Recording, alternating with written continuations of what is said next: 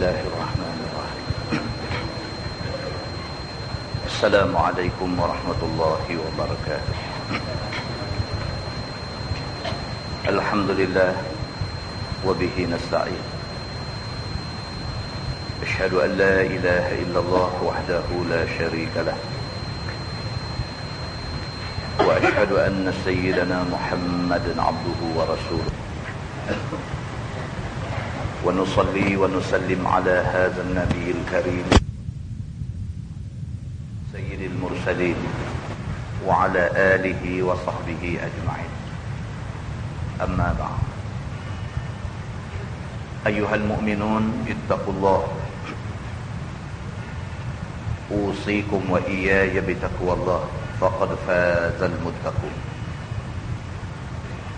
Muslimin dan muslimat, mudah-mudahan dirahmati Allah Subhanahu wa ta'ala. Di dalam sebuah hadis riwayat daripada Abdullah bin Zam'ah radhiyallahu anhu, annahu sami'a an-nabiy sallallahu alaihi wasallam yakhthub wa dhakara an-naqah والذي عقرها، فقال رسول الله صلى الله عليه وسلم: إذ انبعث أشقاها،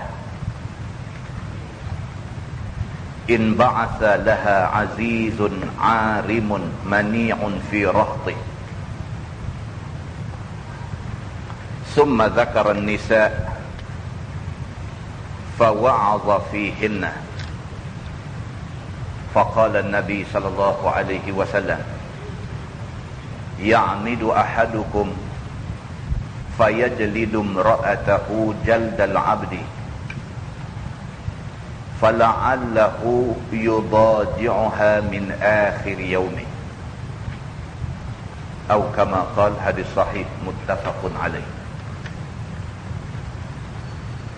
Seorang sahabat yang bernama Abdullah bin Zam'ah radhiyallahu anhu menceritakan, kata dia ada dengar Nabi sallallahu alaihi wasallam memberi satu khutbah. Dalam khutbah itu Nabi sallallahu alaihi wasallam menyebutkan cerita tentang an-naqah, tentang unta Nabi Saleh. Wallazi aqaraha, dan juga Nabi menceritakan tentang kisah orang yang menyembelihkan unta Nabi Saleh itu. Faqala Rasulullah sallallahu alaihi wasallam, sabda Nabi sallallahu alaihi wasallam, idzim ba'atha ashqaha, ingatlah ketika bangkit orang yang paling celaka. Dalam surah Asy-Syams Allah sebut, a'udzubillahi minasyaitonir rajim, kadzabat samud bi taghwaha idzim ba'atha ashqaha faqala lahum rasulullahi naqatallahi wa suqiyaha fakadzabuhu fa'aqaruha fadamdama 'alaihim rabbuhum bi dhanbihim fasawwaha wala yakhafu uqbaha. Surah Asy-Syams. Tuhan cerita tentang kisah kaum Samud. Kaum Samud adalah umat Nabi Saleh. Kazzabat Samud bi taghwaha. Tuhan kata kaum Samud telah mendustakan rasul mereka kerana taghwaha, kerana melampau. Allah hantar Nabi Saleh, Nabi suruh mereka jadi orang baik, tapi kaum Samud tak mau jadi orang baik. Maka mereka kata Nabi Saleh ni mengarut saja. Kadzabat Samud bi taghwaha, maka Samud, kaum Samud telah mendustakan rasulnya semata-mata kerana melampau. Idzim ba'atha ashqaha, Tuhan kata ingat balik cerita. Ingatlah ketika mana bangkit satu orang manusia, ashqaha, paling celaka. Dalam ramai-ramai kaum Samud ni ada seorang paling celaka. Dia bangkit berdiri, dia kata, aku nak pergi bunuh ni unta Nabi Saleh ni, yang unta yang menjadi mukjizat Nabi Saleh ni, aku nak pergi bunuh. Dia bangkit, dia kata, dan dia pergi bunuh.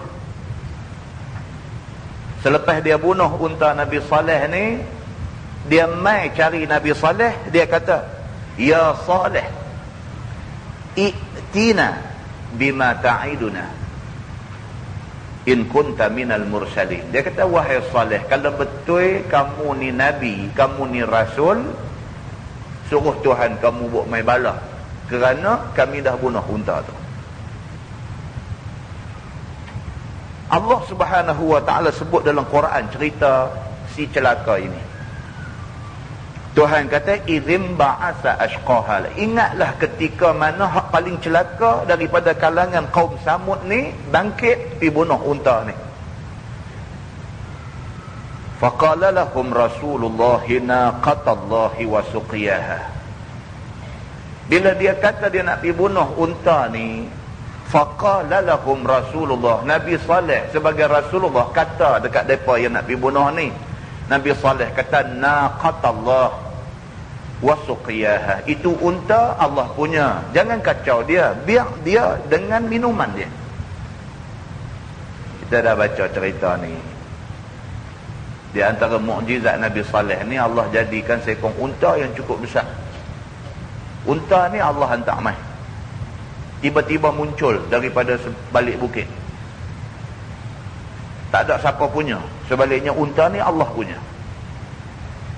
Bila mai unta ni, Nabi Saleh terus kata dekat kaum Samud, dia kata, ini unta Allah punya, jangan ada siapa niat tak baik nak pergi buat apa-apa yang tak elok dekat dia, sebab unta ni Allah punya. Kaum Nabi Saleh ini, kaum Samud ini juga dipanggil Ashabar Ras, iaitu pemilik telaga yang sudah kering hayam. Ada satu telaga dekat mereka, telaga tu digunakan untuk mereka semua duk minum, duk ambil air nak guna hari-hari. Bila Allah hantar mai unta ni minum satu hari, kaum Samud minum satu hari. Hari unta ni minum, kaum Samud tak boleh minum. Hari kaum Samud minum, unta ni tak minum. Gilang. Sari unta, sari depa, sari unta, sari depa. Benda ni saja je Tuhan bawa mai dengan tujuan nak test depa, nak tengok depa boleh patuh tak perintah Tuhan. Tuhan bukan tak boleh nak buat telaga lain, nak bagi unta ni pergi minum. Tapi saja Tuhan bagi ada satu telaga saja, Tuhan hantar mai pula unta. Unta minum satu hari, orang tak boleh minum. Orang minum satu hari, unta tak boleh minum. Ini peraturan Allah suruh macam tu. Allah nak tengok boleh ikut ke tak boleh ikut. Yang tu aja.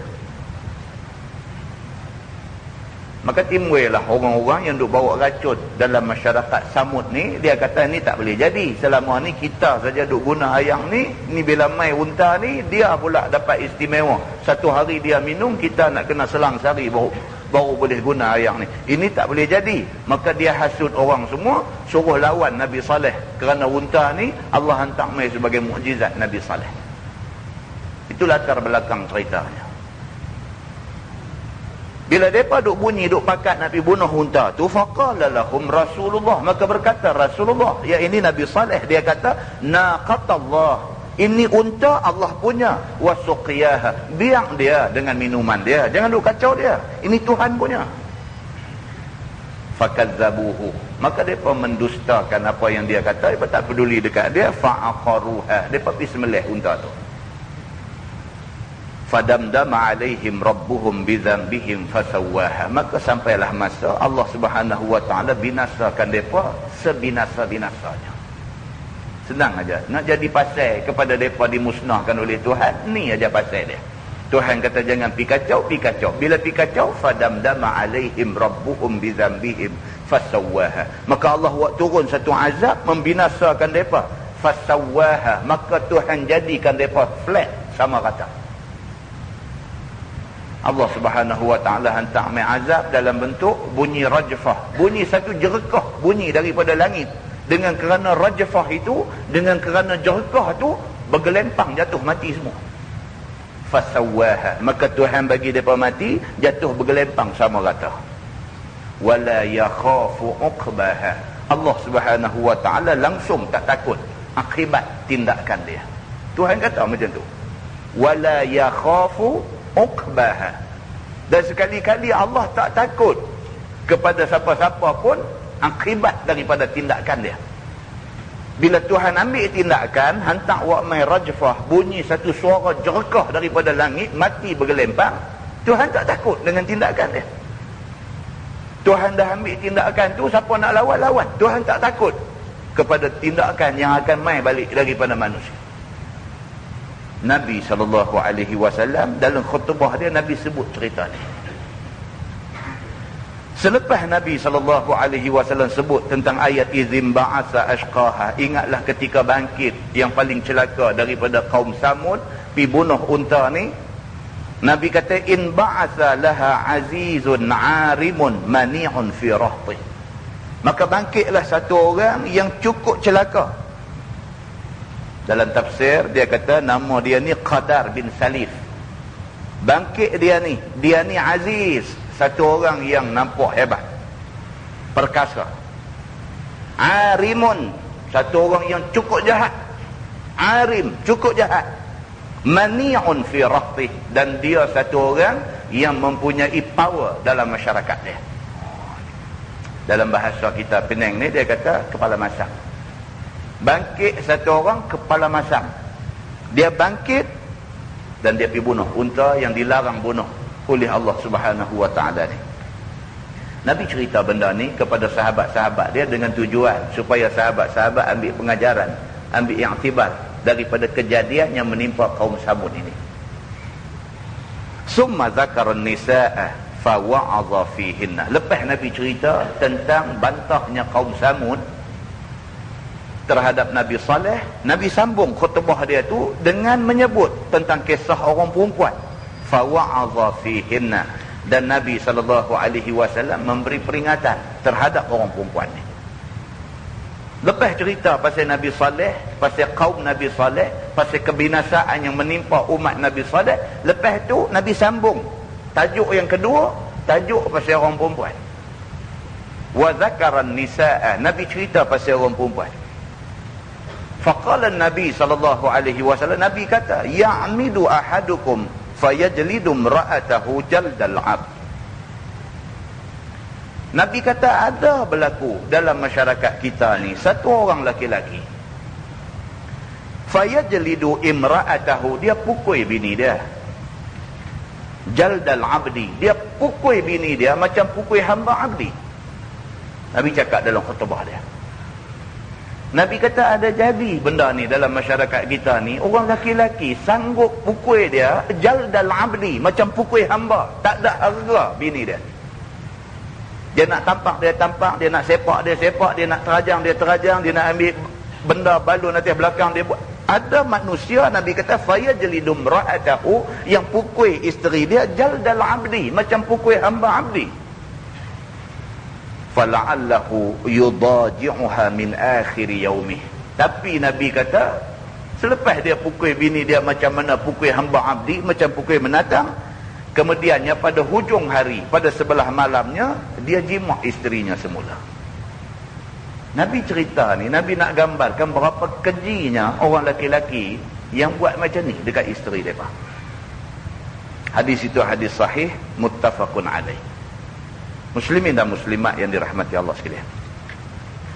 Allah Subhanahu wa taala suruh Nabi SAW bagi ingat dekat kita semua, umat Nabi Muhammad ni, supaya dengan orang perempuan ni jaga dia elok-elok. Masa Nabi SAW buat haji, Nabi buat haji sekali aja. Masa Nabi buat haji, masa bagi khutbah di Arafah, Nabi sebut benda ni. Nabi kata ala wastausu bin nisa'i khairan. Nabi kata ketahuilah, aku pesan kepada kamu semua, dengan orang perempuan ni hendaklah kamu nasihat dia baik-baik. Nabi pesan dengan orang perempuan ni nasihat baik-baik. Fa innama kunna awanun indakum, kerana orang perempuan ni, depa ni adalah tawanan kamu. Orang perempuan ni tawanan kita. Orang perempuan sebelum kahwin dia ditawan oleh bapa dia. Tak boleh pergi mana, melainkan dengan izin bapa dia. Nak menikah pun mesti dengan persetujuan bapa dia. Bapa dia wali mujbir, wali yang boleh paksa dia untuk kahwin dengan siapa-siapa. Orang perempuan sebelum kahwin umpama tawanan bapa dia. Orang perempuan lepas kahwin dia umpama tawanan suami dia. Tak boleh pergi mana, melainkan dengan kebenaran suami. Maka sesuai orang perempuan ni, dia ni seumpama tawanan, maka orang yang menawan dia kena jaga dia elok-elok. Masa Nabi buat haji, banyak benda lain Nabi boleh bercakap, tapi Nabi pilih untuk nak bercakap tentang soal jaga orang perempuan ni baik-baik.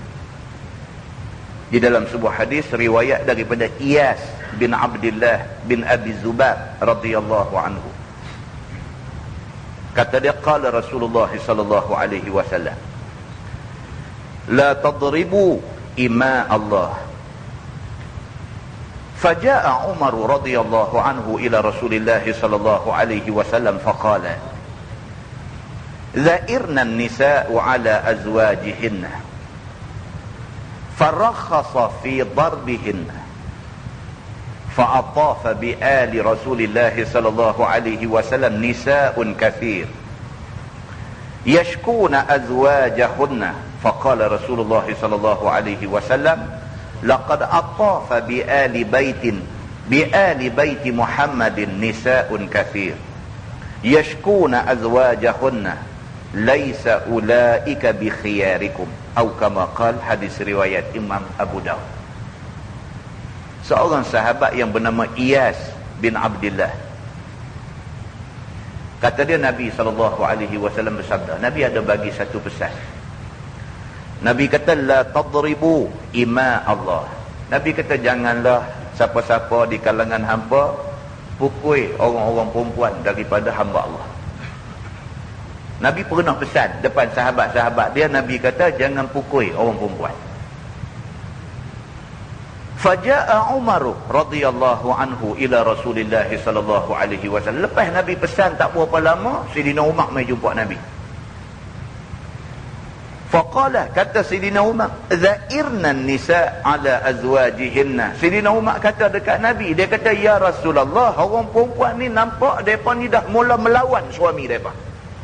Sayyidina Umar merepot dekat Nabi. Nabi kata jangan pukul orang perempuan. Bila Nabi bagi arahan macam tu, orang perempuan sudah ambil kesempatan. Cantik, dia kata, dia dah tak boleh pukul kita lah ni, dia pada mula duk tunjuk nak melawan suami. Kadang-kadang macam tu lah tuan-tuan. Kita pun kadang-kadang kan dengan anak ni pun kadang-kadang bila kita lembut sangat, dia mula tak dengar cakap. Bila kita garang sikit baru dia dengar cakap. Lebih kesian lah kat dia, duk takut terempon kat tengah duk seronok main dengan kau, tahu-tahu dengar ayah balik dan cakap pelan-pelan. Ayah balik. Inilah pesanan daripada Kementerian Perpaduan apa dia kata, sebagai bapa janganlah sampai anak pergi jadi takut macam tu. Jadi benda ni tuan-tuan, dia nak kena tarik tali. Kita lepas sangat pun naik atas kepala kita. Kita cengeng sangat pun dia jadi macam tu pula. Budak-budak dengan orang perempuan ni sama. Bila suami ni nampak lo'om sangat, habis. Dia buat laki dia bagi jadi macam daun cenehom aja. Bila laki dia cengeng sangat, kesian kat dia pula. Jadi Nabi SAW sebagai Nabi bagi pesan tu elok dah. Nabi kata, la tadribu ima Allah. Nabi kata jangan duk pukul orang perempuan ni. Jangan pukul. Bila Nabi kata macam tu, orang perempuan ni dah jadi satu macam, dah nampak macam suami pun tak apa nak hormat sangat. Pasal dia tahu suami dia tak boleh mengeras kat dia, Nabi larang. Sayyidina Umar Al-Khattab pergi jumpa Nabi. Dia kata, za'irnan nisa ala azwajihinna. Sayyidina Umar kata, ya Rasulullah, orang-orang perempuan ni nampak mereka ni nak melawan suami-suami mereka. Farakhasa fi darbihinna. Maka Nabi SAW pun memberi rukhsah, memberi kelonggaran kepada suami, boleh pukul isteri. Yakni isteri yang nusyus, isteri yang derhaka, isteri yang bantah, isteri yang jenis, patut dipukul. Maka Nabi bagi kebenaran boleh pukul pula orang perempuan ni, pada kadar memberi pengajaran, bukan pukul nak bawa mudarat. fa'atafa bi ali Rasulillah sallallahu alaihi wasallam nisaun kathir. Kata hadis ni pula, bila bagi kebenaran orang lelaki-lelaki pukul perempuan pula, maka keluarga Nabi dikerumuni oleh orang perempuan yang ramai pula. Maka mai jumpa Nabi, jumpa isteri-isteri Nabi, jumpa keluarga Nabi, yashkuna azwajahunna. Maka mai duk cerita tentang suami mereka. Dia ni mai lagu bungkus muka sebelah, dia ni mai lagu, dia ni kena rimbut. Laki dah duk pukul mereka pula. Faqala Rasulullah sallallahu alaihi wasallam, Nabi bersabda, Nabi kata, laqad atafa bi ali baiti Muhammadin nisaun katsir. Nabi satu hari bangkit bercakap depan orang. Nabi kata, sesungguhnya keluarga Muhammad, keluarga aku telah dikerumuni oleh orang perempuan yang begitu ramai. Yashkuna azwajahunna, semua main nak cerita tentang perangai suami mereka yang duk suka pukul mereka.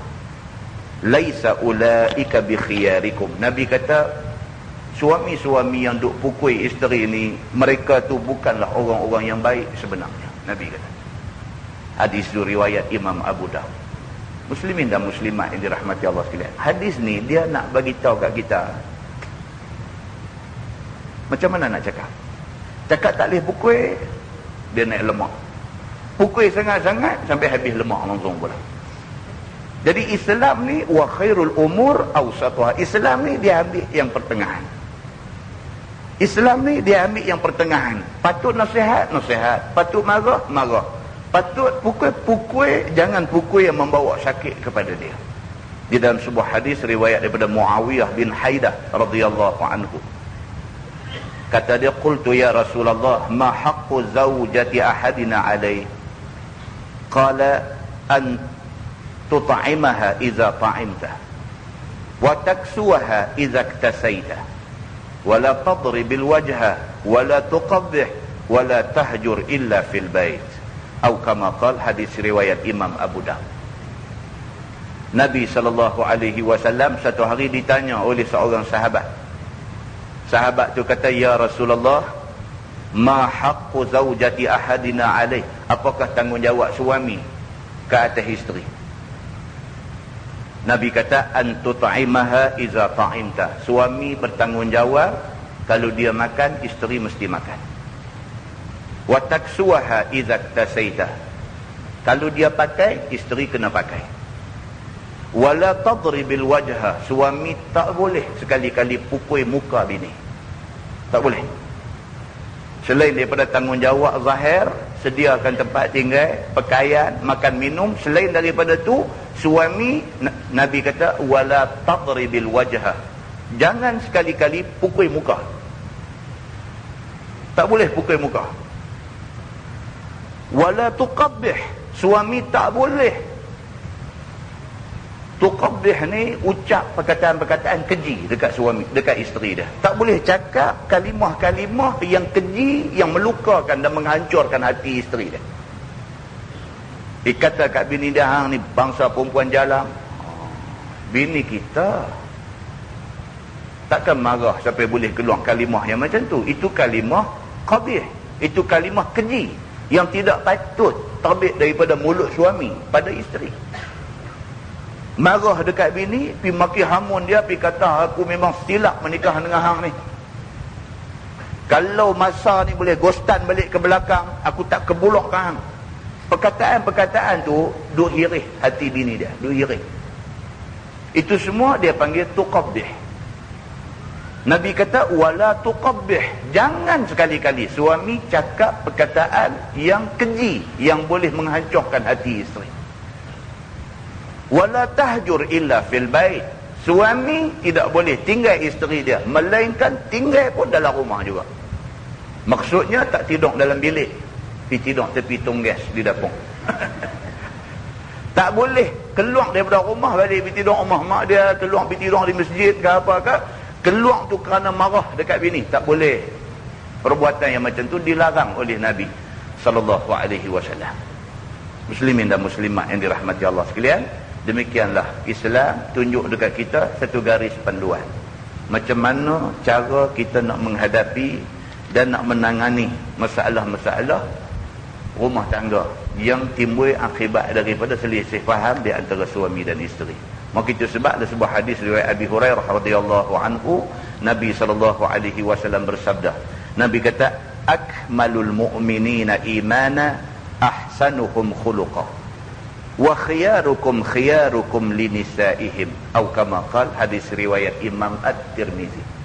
Nabi SAW bersabda, Nabi kata, sempurna orang laki-laki yang beriman itu ialah yang akhlaknya baik. Nabi kata orang laki-laki yang paling sempurna iman dia ialah orang laki-laki yang akhlak dia baik. Perangai, tingkah laku, adab sopan dia baik. Wa khiyarukum khiyarukum linisaihim, dan sebaik-baik orang laki-laki itu ialah mereka yang baik kepada isteri mereka. Tonton tengok dalam hadis Nabi, isteri Nabi kalau tanya pasal Nabi, semua cerita yang baik-baik saja. Bukan kerana dia nak lindung aib Nabi, tapi memang Nabi orang baik. Melainkan mereka terpaksa cerita benda yang baik-baik yang ada kepada Nabi SAW. Yang kita ambil pengajaran, mudah-mudahan kita jadi satu orang suami, satu orang bapa yang baik. Baik pada penilaian Allah Subhanahu wa taala, kerana baik itu merupakan alamat kepada sempurna iman kita dengan Allah Subhanahu wa taala. Mudah-mudahan mukadimah itu memberi manfaat kepada kita semua. Kita menggunakan tafsir Nurul Ihsan jilid 1. Muka surat 61. Masih lagi berada di dalam tafsir suratul Baqarah. Malam ni kita masuk ayat 194. A'udzubillahi minasyaitonir rajim. Asy-syahrul haramu bisyahril haram wal hurumati qisas. Bermula bulan ataupun syahrul haram itu berlawanan hormah dengan bulan syahrul haram, dan segala hormah itu berbalas-balas. Maka seperti mana perang mereka itu akan kamu padanya, maka perang oleh kamu, kerana hormah itu dibalas dengan seumpamanya apabila dibinasakan dia. Ini ayat yang kita nak baca pada malam ni. Tuhan kata dalam ayat ni, asy-syahrul haram bisyahril haram wal hurumat qisas. Tuhan kata bulan haram dengan bulan haram walaupun dilarang perang, tapi kalau kita diserang kita boleh perang. Asal-asalnya dalam bulan haram tak boleh perang. Asal-asalnya kalau berada di tanah haram tak boleh perang. Asal-asalnya kalau kita di dalam ihram tak boleh perang. Itu asal-asal hukum macam tu. Tapi kalau sekiranya sewaktu bulan haram, sewaktu kita dalam ihram, sewaktu kita ada di atas bumi yang dipanggil tanah haram, kita diserang, Islam bagi kita qisas, bagi kita balas balik serangan itu. Maka ayat ni adalah ayat pengecualian. Hukum asal tak boleh. Tapi kalau sekiranya kita sewaktu dalam ihram, sewaktu duduk di tanah haram, sewaktu bulan haram, sewaktu dilarang perang, tiba-tiba kita kena serang, kita tak boleh duduk saja, kita kena lawan balik. Lawan balik orang yang serang kita di dalam bulan haram, tidak salah. Dia nak abang yang tu. Baik. Sambung hadis tu, sambung ayat tu, faman ya'tada 'alaikum fa'tadu 'alaihi bimithli ma'tada 'alaikum. Maka barang siapa sengaja serang ke atas kamu, maka sengaja oleh kamu serang atas dia dengan seumpama barang yang sengaja ia ke atas kamu itu. Saja-saja orang serang kita, kata bila tuan-tuan, kata bila musim haji hak nak main ni, mereka serang Mekah, kata bila macam tu. Adakah kita ada di Mekah, tanah haram, kita pula dalam keadaan ihram, kita tak boleh nak lawan dia balik? No. Dia kata kalau sekiranya berlaku benda ni, musuh sengaja serang kita di waktu kita dilarang perang, maka pada ketika itu kita boleh perang dengan dia, dan kita perang dengan dia tidak jadi kesalahan. Dia kata begitu.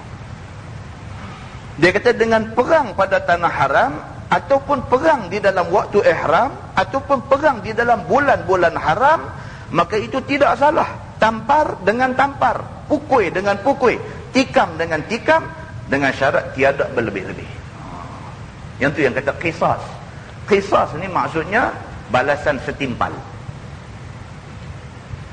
Dia bunuh anak kita, kita boleh tuntut supaya dia dibunuh balik. Maka menuntut supaya pembunuh itu dibunuh balik, itu dia panggil hukum qisas. Dia tampak kita pecah bibir mulut, kita boleh pergi mahkamah minta supaya dia ditampak balik sampai pecah mulut. Kita tuntut supaya dia ditampak sampai pecah mulut, itu qisas. Dia ambil satu pisau, dia gawang mai kat kita, luka ada sejengkai kena di dada ni, kita boleh tuntut supaya dia juga digawang pisau dan luka sejengkai. Itu qisas. Walaupun Islam kata memberi maaf itu lebih baik, tapi menuntut qisas itu dibenarkan oleh agama. Begitu firman Allah, wattaqullah, dan takutlah olehmu akan Allah pada melebihi balasan dan sengaja itu. Dan jaga. Agama kata bila kita tuntut, jangan lebih daripada hak dia buat ke kita. Dia tampak kita pecah biang mulut, kita tampak dia balik keluar gigi 5 puntung. Itu lebih itu lebih. Jadi jaga. Tuhan kata wattaqullah, dan takutlah olehmu akan Allah pada melebihi, pada membalas tu. Jangan kita terlebih balas. Hak dia buat kat kita tak terang mana, kita buat kat dia sampai memudaratkan dia, maka itu tidak boleh. Yang cantiknya maafkan dia. Habis, selesai. Firman Allah, wa'lamu annallaha ma'al muttaqin, dan ketahui olehmu bahawasanya Allah Ta'ala itu serta segala orang yang muttaqin, yakni orang yang takut Allah, dengan pertolongan dan menang perang. Kalau bertakwa, Allah duduk dengan kita. Ini susah tuan-tuan. Kerana takwa ni satu benda yang subjektif, satu benda yang tak nampak. Nabi sendiri kata apa? Nabi kata at-taqwa hahuna, at-taqwa hahuna, at-taqwa hahuna. Nabi ulang 3 kali. Nabi kata takwa duk datang ni. Nabi tunjuk, wa asyara ila sadrih. Nabi mengisyaratkan kepada dadanya. Nabi kata at-taqwa hahuna. Nabi kata takwa duk datang ni. Tak nampak. Kita tengok dengan jubah, dengan serban, belum tentu ada takwa. Belum tentu. Kerana takwa duk datang ni. Setidaknya pakai jubah, pakai serban itu buah kepada ketakwaan. Itu bunga kepada ketakwaan. Itu alamat kata dia ada takwa. Tapi sebenar-benar dia takwa ke tak? Huna. Nabi kata tang ni. Tuhan aja yang tahu. Benda ni semua boleh boh. Jubah boleh boh, serban boleh lilit dan sebagainya. Tapi takwa Allah yang tahu. Maka Nabi SAW kata at-taqwa hahuna, takwa duk datang ni. Allah kata wa'lamu annallaha ma'al muttaqin. Ketahuilah Allah bila masa pun dia bersama dengan orang yang bertakwa. Kalau Allah Subhanahu wa taala ada sama dengan orang yang bertakwa, maka Allah akan bantu dia. Sama ada bantu dalam bentuk bagi dia menang bila berlaku perang, ataupun bantu dalam bentuk bagi dia dapat syahid yang dia idam-idamkan selama ini. Itu bantuan Allah. Bukan senang nak dapat syahid. Kalau Allah bantu dia mendapat syahid, maka itu adalah hasil ketakwaan dia. Maka Allah bagi syahid dekat dia. Muslimin dan muslimat yang dirahmati Allah sekalian. Firman Allah, wa anfiqu fi sabilillah, dan belanjakan olehmu pada jalan menguatkan agama Allah, iaitu belanja perang dan lain-lainnya. Tuhan suruh, dia kata wa anfiqu fi sabilillah. Ajak diri kita ni sanggup belanja untuk jalan Allah. Banyak tuan-tuan lah ni, banyak pihak nak buat kerja untuk agama, yang menjadi constraint mereka ialah dari segi financial. Banyak pihak nak buat kerja untuk jalan Allah, untuk sabilillah ni, banyak pihak nak buat. Tapi hak sangkutnya financial. Rumah anak yatim, tuan-tuan, berapa banyak anak yatim yang terbiang ada dalam dunia ni, dalam Malaysia ni, dalam Pulau Pinang ni. Anak yatim yang terbiang, mak tak ada, ayah tak ada, mak tak ada, ayah ada, ayah tak ada, mak ada dan sebagainya. Berapa banyak ada yang hidup mereka ni tak tahu nak abang, punya susah jadi melarat dan sebagainya, yang akhirnya membawa kepada rosak mereka. Nak cari pihak yang volunteer, yang suka rela nak pergi set satu rumah anak yatim, bukan set rumah bayar sewa saja, nak pergi duk jaga budak-budak ni bukan kerja senang, tuan-tuan. Nak pergi duduk jaga budak-budak ni daripada pagi dia bangkit tidur sampai dia nak tidur pula tu apa nak buat kat dia, sampai waktu malam dia tidur apa pengisian nak bagi kat dia, makan minum dia hari-hari, pendidikan tarbiyah untuk dia dan sebagainya, sampai nak bagi dia ni jadi manusia yang berguna. Bukan senang. Kalau ada orang volunteer nak buat, sangkutnya ialah financial, duit tak ada. Maka kita kalau jumpa hak macam-macam ni, tak boleh bagi banyak, bagi sikit. Bagi. Wa anfiqu fi sabilillah. Ambil kesempatan pun banyak. Ambil kesempatan juga, kata kena buka rumah anak yatim dan sebagainya, panggil budak-budak pakat berdiri sebaring, pakat duk peluk Quran dan sebagainya. Dia ambil gambar budak-budak ni, pergi merata tempat, abang kata dia ada jaga anak yatim dan sebagainya, minta derma, orang bagi duit, kawah aku tik duit ni pergi duk seronok tang manakah, budak-budak ni dia pergi makan sehari sekali aja. Pun ada juga. Ni kata manusia, ni yang kata manusia. Kulit bagi nampak kata kenun dia nak buat kerja agama sangat-sangat, tengok-tengok kona. Ni kata manusia. Muslimin dan muslimat yang dirahmati Allah sekalian. Tapi Islam suruh wa anfiqu fi sabilillah. Pada jalan Allah kita kena nafkah.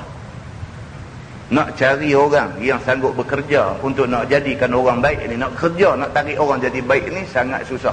Hak susah ni lah Islam suruh buat, dan Islam janji syurga kepada orang yang sanggup buat benda susah ni.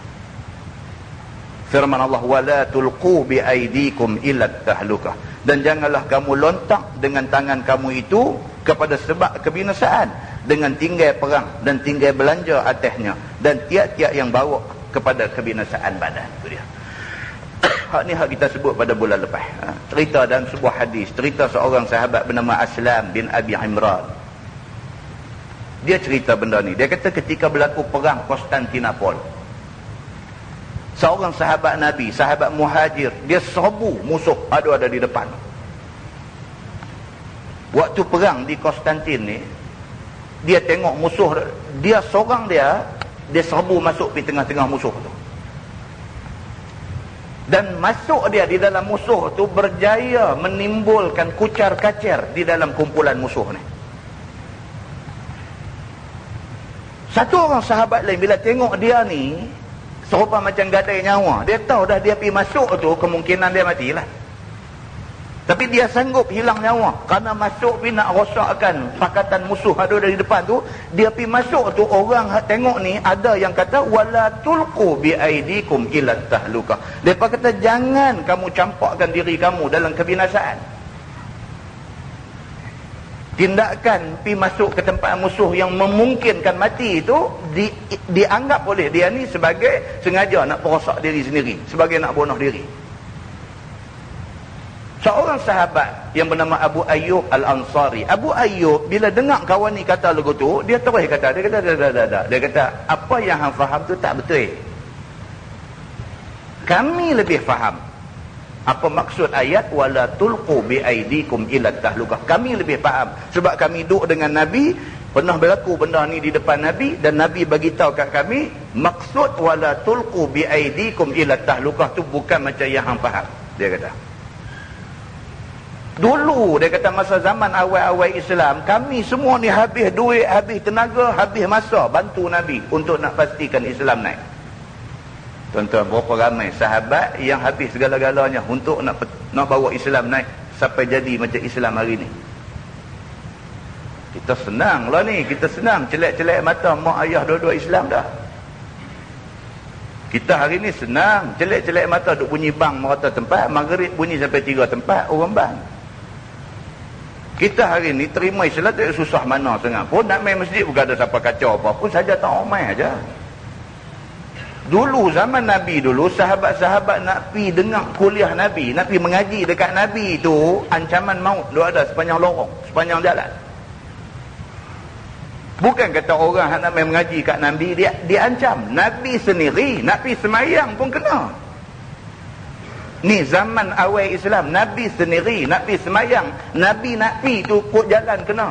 Orang lempak perut unta busuk, lempak sampah atas belakang, jurus ayam atas kepala. Nabi nak pergi semayang aja pun kena. Nabi tengah semayang di tepi Kaabah, Uqbah bin Mu'ayyid mai ambil perut unta busuk bubuh atas belakang Nabi. Nabi tengah duduk sujud semayang, ada kawan nak pergi jijak tengkok Nabi. Apatah lagi orang nak ikut Nabi. Bilal nak ikut Nabi sampai kena jemuk tengah padang pasir, panas terik. Heret atas batu-batu besar sampai terkopak isi daging. Ini cerita zaman awal Islam. Maka sahabat-sahabat zaman tu, mereka ni habis segala-gala. Habis duit ringgit, habis tenaga, habis masa, habis nak fikir ni sampai kering otak, fikir apa lagi idea boleh bagi untuk nak bantu Nabi bawa Islam ni. Punya teruknya sahabat pada masa tu. Kata Abu Ayyub Al-Ansari, apabila Islam sudah duduk pada satu tempat yang kuat, Islam sudah establish, Islam sudah meluah, kami ni bila dah tengok Islam dah okey, kami nak balik menguruskan kebun dan ladang-ladang kami nak bagi masa penuh kepada keluarga kami. Bila kami nak buat macam tu, tiba-tiba Allah turun ayat wa anfiqu fi sabilillah wa la tulqu bi aydikum ila tahlukah wa ahsinu innallaha yuhibbul muhsinin. Turun ayat ni. Bila kami pergi jumpa Nabi, Abu Ayyub Al-Ansari kata, kami pergi jumpa Nabi, kami habaq kat Nabi, ya Rasulullah, nampak kita dah okey dah lah ni. Kita dah ada satu kerajaan di Madinah. Negara-negara luar pun semua dah hormat dekat kita, mereka pun dah tak mengancam kita. Oleh kerana keadaan lah dah okey dah, kami minta izin kepadamu ya Rasulullah, kami nak balik pergi tengok balik perniagaan kami, kebun kami, ladang kami, dan nak bagi lebih masa kepada keluarga kami. Boleh tak boleh? Nabi tak dan kata apa? Allah turun ayat ni, wa anfiqu fi sabilillah. Tuhan kata teruskan berbelanja pada jalan Allah, wala tulqu bi aidikum ila tahlukah. Tuhan kata jangan kamu campak diri kamu dalam kebinasaan dengan kerana tinggal perjuangan Islam ini. Wa ahsinu innallaha yuhibbul muhsinin. Tuhan kata buat yang baik-baik. Allah suka orang yang buat benda yang baik-baik. Turun ayat ni. Bukan maksud kata pergi serang musuh sampai mati itu kita jatuhkan diri kita dalam kebinasaan, tapi meninggalkan perjuangan itu satu kebinasaan. Itu maksudnya. Muslimin dan muslimat yang dirahmati Allah sekalian. Firman Allah, wa ahsinu innallaha yuhibbul muhsinin. Dan perbuat baik olehmu dengan taat badan dan juga taat harta, bahwasanya Allah Ta'ala kasih ia akan segala orang yang buat kebajikan. Allah Subhanahu wa Ta'ala suruh kita terus melakukan kebaikan. Membalas ia, yakni membalas Allah akan mereka itu dengan kebajikan. Siapa buat baik, Allah akan balas dengan kebaikan. Tuan-tuan, kita banyak lorong, banyak cabang dia ada nak buat baik. Budak-budak Ma'had Tahfiz Masjid Negeri Pulau Pinang, ada 7 orang yang akan melanjutkan pelajaran ke Mesir. Mereka dah tamat, dah dapat diploma hafaz Quran, Masjid Negeri Pulau Pinang. Mereka nak melanjutkan pelajaran ke Mesir. Tu dia hantar mai surat derma, bagi senarai punya panjang, kegunaan tiap-tiap seorang mau dia ada sampai 10,000. Pasal apa? Tahun pertama tak dapat beasiswa. Tahun pertama budak-budak tu pergi tak dapat beasiswa. Kalau mereka perform dalam tahun pertama, keputusan baik, barulah tahun kedua Majlis Agama Islam akan bagi zakat, bagi bantuan duit zakat sebagai beasiswa mereka. Tahun pertama tak ada. Keperluan seorang modal ada 10,000 dengan penerbangan pergi balik, dengan makan minum di sana, dengan yuran pengajian, dengan nak beli baju sejuk dan sebagainya, macam-macam. Jumlah kasar dia ada dekat 10,000 seorang. Pak-pak mereka bukan orang kaya. Anak orang miskin, anak orang susah, macam-macam. Tak ada duit nak belanja untuk anak nak pergi mengaji. Hak tu pun kalau orang Pulau Pinang pakat bagi seorang RM1 pun 7 orang boleh pergi dah. 7 orang boleh pergi dah. Kalau kita bagi seorang RM1 pun 7 orang tu boleh pergi dah. Kalau seorang bagi RM5, kalau seorang bagi RM10, lagi cepat mereka. Muslimin dan muslimat yang dirahmati Allah sekalian. Siapa nak tolong mereka ni? Mereka nak pergi, nak hafal Quran. Bukan nak pergi hafal lagu Bob Tutopoli. Nak pergi hafal Quran. Kalau kita bagi pun tak ada rugi apa. Bagi RM10 pun tak apa dah.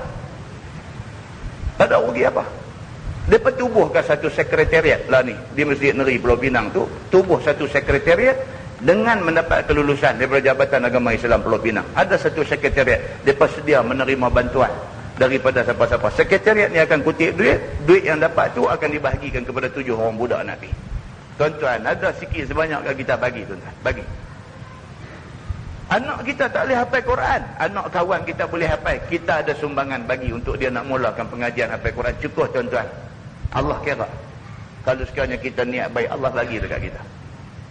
Takut-takut di akhirat esok duk tengok hak kita sendiri buat tak ada apa, hak ni aja pahala ada.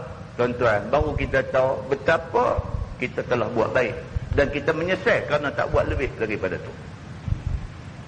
Muslimin dan muslimat yang dirahmati Allah sekalian. Firman Allah, wa atimmul hajja wal umrata lillah.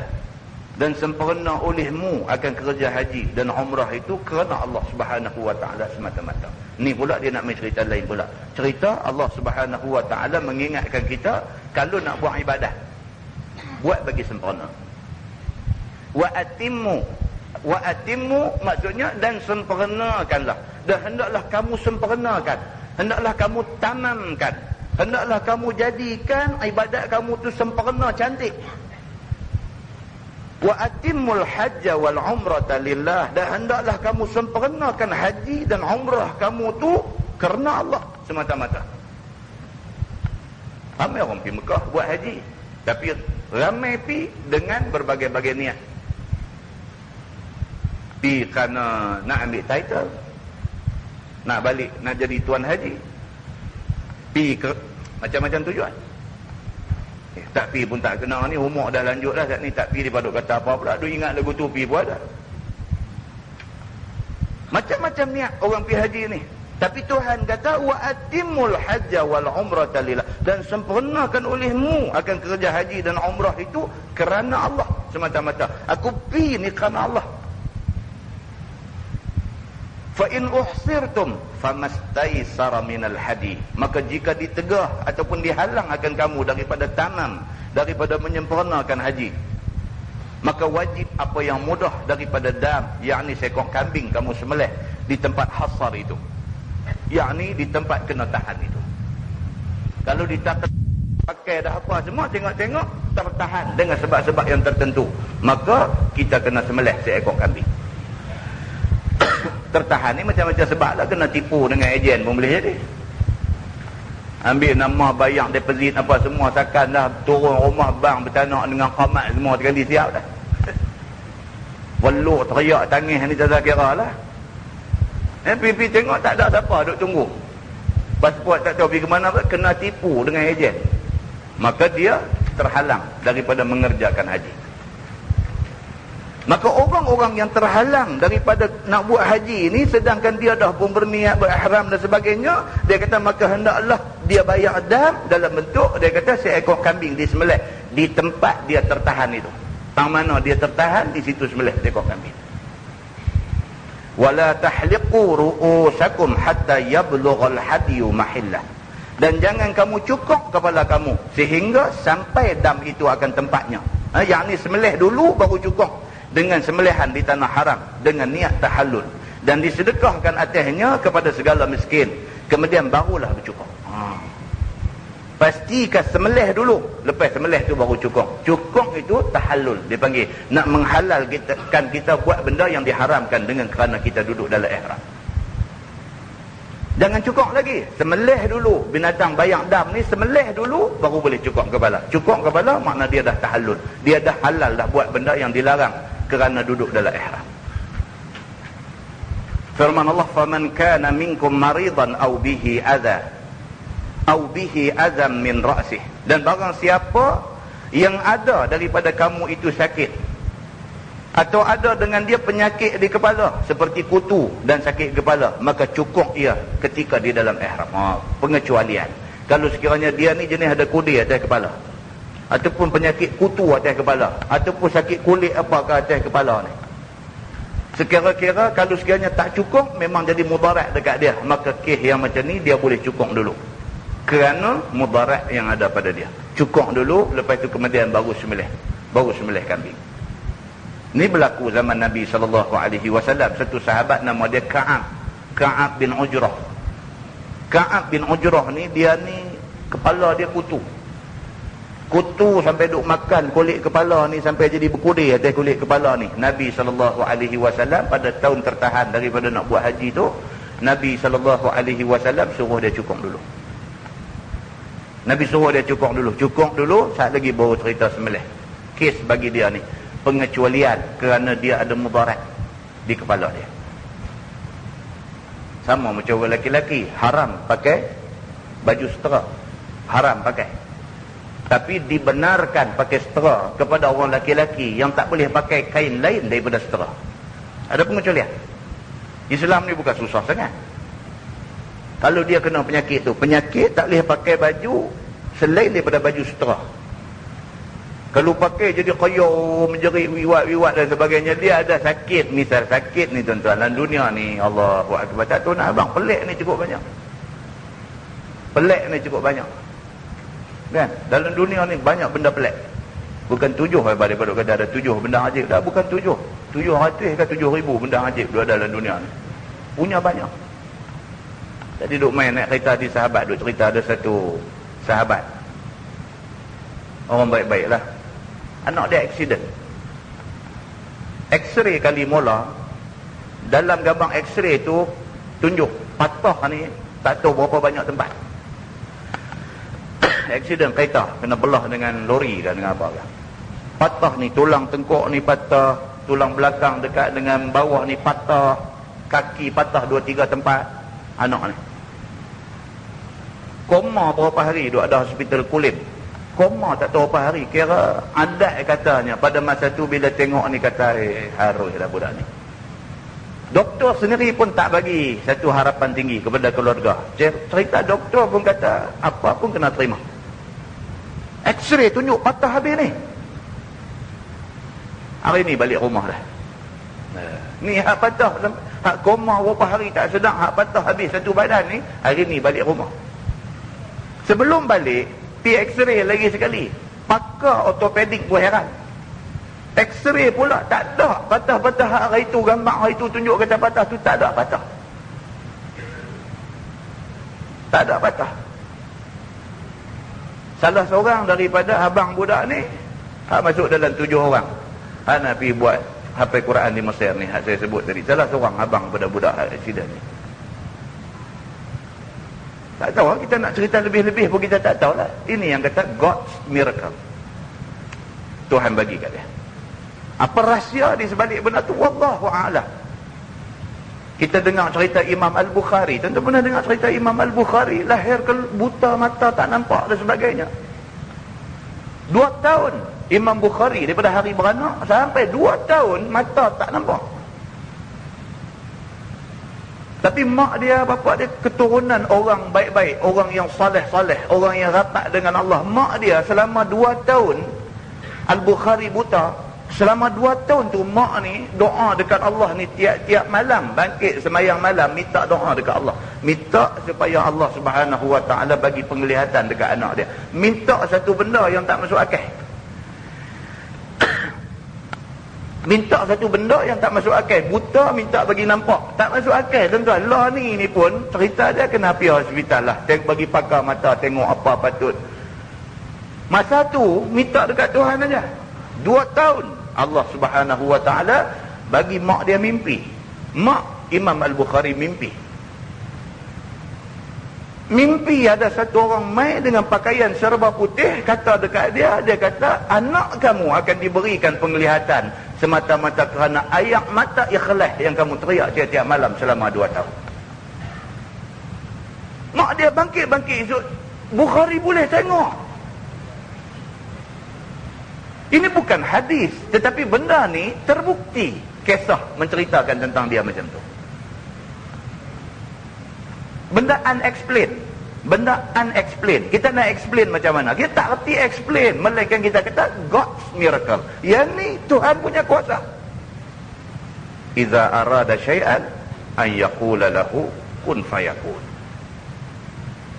Muslimin dan muslimat yang dirahmati Allah sekalian. Ini Tuhan kita.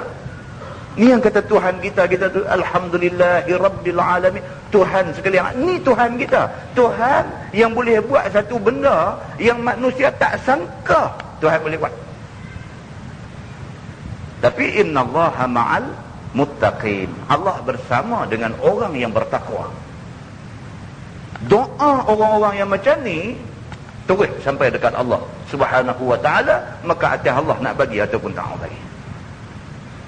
Muslimin dan muslimat yang dirahmati Allah sekalian, firman Allah, fa fidyatun min siyamin aw sadaqatin aw nusuk. Maka dam yang wajib atasnya ialah daripada 3 hari puasa.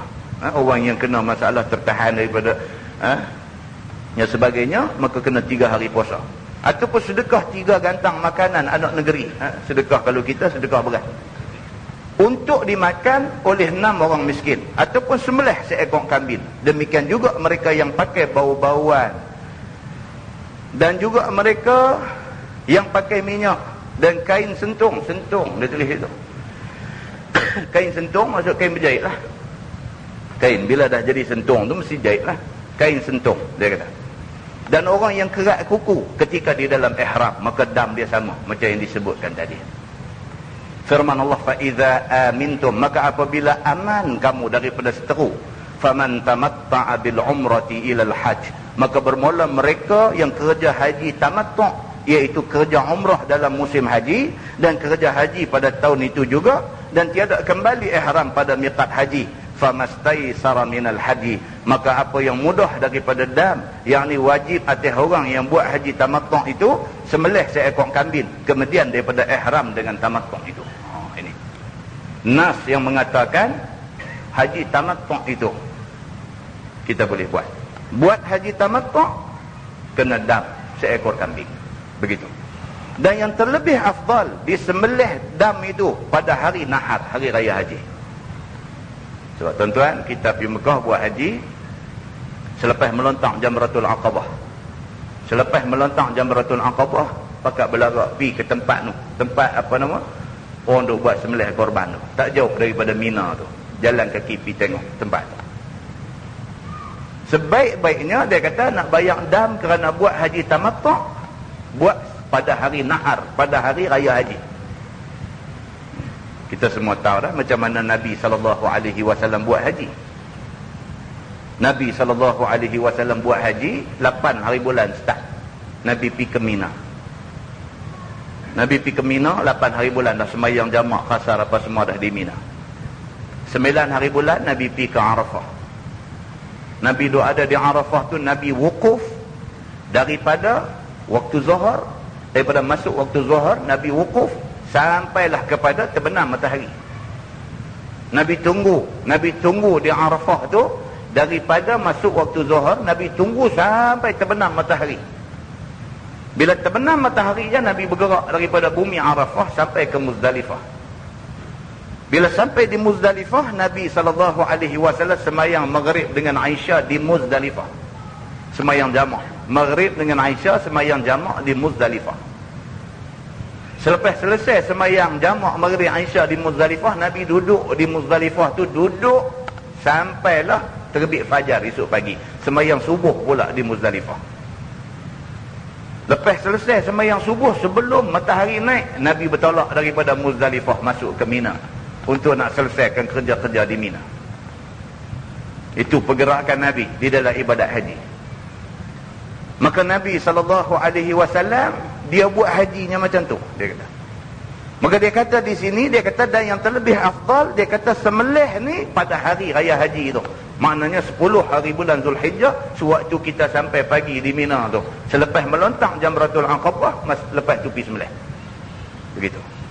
Faman lam yajid, maka barang siapa tiada dapat kambing, fasiyamu thalathati ayyam fil hajj wa sab'atin idza raja'tum, maka wajib puasa 3 hari pada dalam ihram haji itu. Ataupun kita ambil puasa 10 hari ni, iaitu dia kata puasa 3 hari sewaktu dalam ihram. Contohnya ihram hari yang kelima. Hari yang kelima daripada bulan Zulhijjah kita ihram. Maka puasa hari 6, hari 7 dan hari 8. Puasa. Dan puasa 7 apabila kembali kamu ke negeri Mekah ataupun lainnya, ataupun balik ke Malaysia, puasa lagi 7 hari. Ini pilihan kedua. Kalau dia tak mau sembelih kambing, dia pilih untuk nak puasa 10 hari. Puasa 10 hari itu 3 hari buat masa di dalam ihram. Iaitu apa dia? 3 hari. Dia kata mula daripada hari yang kita hari kelima kita niat ihram, hari ke-6, hari ke-7, hari ke-8 kita puasa. Habis puasa tu baru kita bertolak untuk nak pergi buat haji. Dah habis selesai dah ibadat haji sah lera semua, 7 hari lagi sama ada nak puasa di Mekah ataupun nanti balik Malaysia puasa pun tak apa. Begitu. Tilka asyaratun kamilah. Demikian itulah 10 jadi cukup puasa itu. Zalika liman lam yakun ahluhu hadiril masjidil haram. Bermula yang demikian itu, yakni hukum-hukum tu tadi bagi mereka yang tiada ahlinya hadir Masjidil Haram. Ini untuk orang yang bukan penduduk Mekah, untuk orang yang mai ke Mekah. Penduduk Mekah dia kena buat haji ifrad. Orang yang mai daripada jauh, dia kata dengan bahawa ada mereka itu pada tempat 2 marhalah ataupun lebih daripada Masjidil Haram, boleh buat haji tamattu' ni dan juga bayang dam bayang semua yang disebutkan tadi. Begitu. Maka tiada dam atasnya. Atas penduduk Mekah yang buat haji ifrad tidak kena dam. Dan tiada puasa ke atas mereka itu. Dan dihubung dengan orang yang kerja haji tamattu' itu haji qiran, iaitu ihram dengan haji buat serentak. Maka masuk haji atas umrah dahulu daripada tawafnya. Firman Allah, wattaqullah, dan takutlah olehmu akan Allah Ta'ala pada barang yang disuruh dan barang yang ditegah. Itu dia. Yang kata bertakwa kepada Allah tu ialah hak Tuhan suruh buat, hak Tuhan kata jangan buat. Itu takwa. Kalau duk cari peluang, hak benda Tuhan larang ni ada peluang buat juga, itu bukan takwa, itu taqwa nama dia. Takwa ni hak mana Tuhan suruh buat, hak larang tak buat, itu takwa. Itu betul-betul takut pada Tuhan. Begitu. Firman Allah, wa'lamu annallaha syadidul iqab, dan ketahuilah olehmu bahawasanya Allah Ta'ala Tuhan yang sangat sakit seksanya bagi orang yang menyalahinya. Tuhan kata baik-baik. Tuhan kalau dia balas, balasan Tuhan tak ada bandingan di dalam dunia ni. Firman Allah, al-hajju ashhurun ma'lumat. Waktu haji itu ialah beberapa bulan yang maklum, iaitu Syawal dan Zulqa'dah dan 10 malam daripada Zulhijjah. Itu musim haji. Mula daripada 1 Syawal sampai 10 Zulhijjah itu dia panggil musim haji.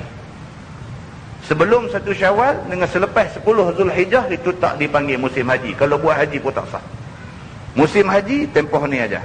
Faman farada fihinnal hajj, maka barang siapa fardu padanya akan haji atasnya, yakni atas dirinya dengan ihram dengannya. Barang siapa niat nak buat haji, itu maksud dia, fala rafatha wala fusuqa wala jidala fil hajj, maka tiada jima' dan tiada buat maksiat dan tiada berbantah-bantah pada dalam kedai haji itu. Orang yang buat haji, hak ni kena jaga. Fala rafatha, tak boleh masa tempoh tu tak boleh bersama dengan isteri. Wala fusuq, tidak boleh buat benda jahat. Benda jahat contohnya apa? Pergi duduk pakai seluar pendek, pergi buat haji, pergi buat kerja fasik, duduk di hotel pakai seluar pendek, duduk keluar pergi bilik sebelah, pergi pakai seluar pendek. Ada ni, jadi benda ni ada. Dia jadi gumana tu? Paling kepala tengok. Kan? Dia pergi buat haji, betul lah dia buat haji tamattu'. Dia bukan buat haji ifrad, dia buat haji tamattu'. Dia dah buat umrah, kemudian dia dah tahallul daripada umrah, kemudian nak tunggu musim haji. Dalam nak tunggu musim haji tu, duduk hotel di Mekah ni, dia boleh duduk pakai seluar pendek, naik pergi tingkat atas, turun tingkat bawah, pergi jumpa kawan tu, pergi jumpa kawan ni, sampai orang duduk urut dada dengan dia. Buat dia ni. Cerita ke orang, dia kata, ni Mekah ni, dia tahun mai. Relax. Dia nak buat lagu Mekah tu kampung dia. Haji ni first time lah dia kata, tapi umrah dia tiap tahun, dia kata tiap tahun lah dia kata. Tak ada lah Arab ke bazar tu kenal semua lah. Dia duduk sembang lagu tu. Ini kerja fusuk. Dia kata ini kerja fasik. Benda tu dilarang oleh agama, tak boleh buat. Tuhan kata dalam ayat ni, faman farada fihinnal hajj, maka barang siapa yang sudah niat nak buat fardu haji, fala rafatha, dia tak boleh nak bersama dengan isteri dia, tak boleh jima' dengan isteri dia, wala fusuq, dan tidak boleh buat benda fasik, tak boleh, wala jidal fil hajj, dan tidak boleh bertengkar di dalam ibadah haji. Elakkan daripada bertengkar. Walaupun orang sebelah pergi buat lagu tu menyanyi, ya, kita kena sabar. Kata, lagi nyamuk, kita kena sabar apa semua. Pak tampak. Lepas tu maki, tak boleh. Tengkap dengan orang dan sebagainya, tak boleh. Dia kata, dan tiada jima, dan tiada buat maksiat, dan tiada berbantah-bantah di dalam kerja haji. Wa ma taf'alu min khairin ya'lamhu Allah. Dan akan barang apa yang kamu kerja daripada kebajikan itu, nescaya diketahui akan dia oleh Allah Ta'ala. Maka membalas Allah akan kamu dengannya. Kita buat baik, Tuhan tahu. Tuhan bagi balasan. Tak usah takutlah. Kalau benda yang kita buat tu baik, Tuhan tahu. Tuhan tahu, Tuhan bagi balasan. Kita duduk semayang, Sami'allahu liman hamidah. Sami'allahu liman hamidah. Sami'allah, maksudnya Allah dengar. Liman hamidah, orang yang memujinya. Kita duduk diam-diam ni, hati kita ada sebut Alhamdulillah. Tuhan tahu, tak payah duduk menjerit Alhamdulillah. Tak payah, Tuhan tahu. Cuma silap ni kadang-kadang tu imam dia, Sami'allahu limal, dia kata. Entah biasa dengar. Sami'allahu limal hamidah. Dia kata limal tu leman punya adik-beradik. Sami'allahu liman. Liman mim nun. Sami'allahu liman hamidah. Allah dengar siapa yang puji dia. Itu maksud dia. Muslimin dan muslimat yang dirahmati Allah sekalian. Maka dia beritahu di sini, wa ma taf'alu min khairin ya'lamhu Allah. Siapa juga buat baik, Tuhan tahu, maka Tuhan akan balas kepada dia. Dan turun pada ahli Yaman. Ini ayat yang berikut ni turun kepada penduduk Yaman. Dan adalah mereka itu pi haji dengan tiada bawa bekal. Ini pula penyakit orang Yaman masa tu.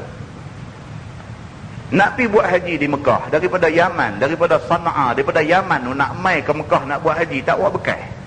Mai lenggang lagu tu aja. Tawakal mereka itu atas manusia sahaja. Mereka mai bekal apa pun tak buat. Mereka kata, takkanlah dia kata orang Mekah kaya ramai tu tak mau bagi makan kat kita. Pakai tawakal, mengharap orang bagi makan kat dia. Ini sikap penduduk Yaman pada masa ni.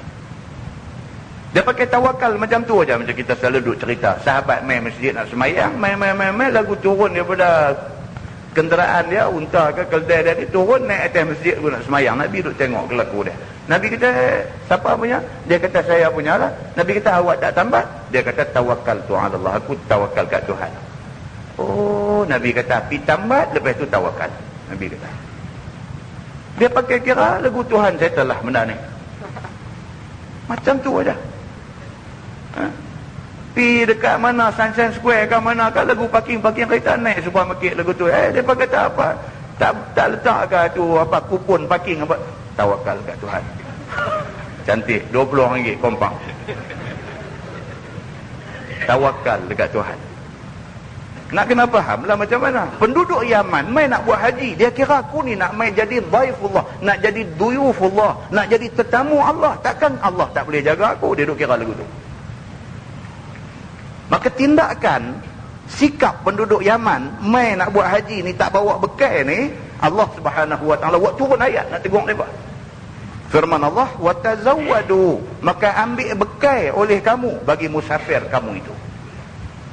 Tuhan buat turun ayat suruh Nabi pergi baca dekat orang Yaman hak mai tak bawa apa ni, pakai harap orang Mekah belah depa. Wa tazawwadu, maka hendaklah kamu siap bekal dalam musafir kamu ni. Tuan-tuan, dulu orang tua-tua kita dulu pergi Mekah, zaman duk naik kapal haji di dermaga ni dulu. Tung Sahara dia panggil. Tung Sahara. Bukan Tung Sahara, Tung Sahara. Dia nak sara kita 3 bulan duduk di Mekah atas kapal haji. Tung tu lah, duk ada dalam tu macam-macam, buka dengan seronding, dengan teluk masin, dan macam-macam duk ada dalam tu. Malam nak rajut tali tu saja pun kira kenuri. Kenuri turun pergi duduk dengan bancuh kopi likat, dengan rendam akang apa ni nak bagi tak mengantuk ni, duk rajut tali Tung Sahara tu. Pasal apa? Bukan saja buat, Allah suruh wa tazawwadu, siap bekalan untuk nak pergi buat haji ni. Kan? Ada dalam masyarakat kita ni orang panggil haji sekupang. Dia panggil haji sekupang. Dia pergi buat haji, duit sekupang ya awak. Kan dulu kapal haji, Duduk iya dekat dermaga kelang kabut, dia selinap ke mana kan, naik pergi atas kapal tu, duduk atas bot tu. Bot bila nak jadi kelang kabut, dia lepas turun tu. Naik duduk menyorok dalam tu, peluh mertik duduk menyorok dalam tu. Bila kapal dah bergerak dah, jalan dah, baru dia keluar. Baru orang jumpa dia, tengok apa pun tak ada. Awak buat lagu ni, dia kata pasal nak pergi Mekah. Kalau dia tunggu himpun duit, dia kata pakai takbir sampai ke sudah. Saya terpaksa buat lagu ni. Cuang ada apa dalam poket? Kupang ada. Maka dia kata dengan ini diisytiharkan hang haji Sekupang gitu dia. Kan? Ada cerita yang tu pun ada hal. Ada cerita. Tak boleh lah. Kalau sampai tak ada duit, kita tak pergi tak jadi salah. Agama tak kata salah. Quran kata man istata'a ilaihi sabila, kepada orang yang mampu. Kalau tak mampu tak berdosa, tak payahlah sampai macam tu. Ni pula ayat dia kata watazawwadu, maka ambil bekal oleh kamu bagi musafir kamu itu.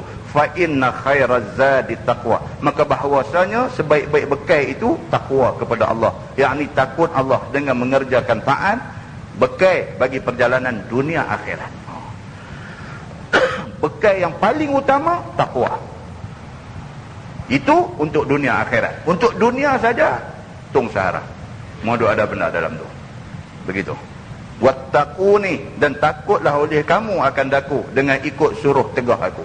Ya ulil albab, wahai segala orang yang mempunyai akal fikir. Tuhan kata fikir benda ni. Firman Allah, laisa alaikum junahun an tabtaghu fadlan min rabbikum, tiada atas kamu itu dosa bahawa kamu tuntut akan kurnia rezeki daripada Tuhan kamu dengan tijarah, yakni dengan meniaga pada musim haji. Tak salah.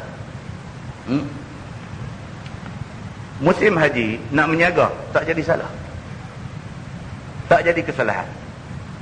Musim haji orang yang ada lori, yang ada bas, yang ada kereta, yang ada apa di Mekah tu, dia nak ambil kesempatan musim orang mai buat haji banyak-banyak, bagi sewa bas dia meniaga. Salah ke tak salah? Tak salah. Bahkan Ibnu Umar radhiyallahu anhu, anak Sayyidina Umar Al-Khattab, dia pernah cerita dalam satu hadis. Dia kata pernah sahabat mai jumpa Nabi SAW, jumpa Nabi tanya, ya Rasulullah, boleh tak boleh aku meniaga sedangkan aku juga nak buat ibadat haji? Boleh tak boleh?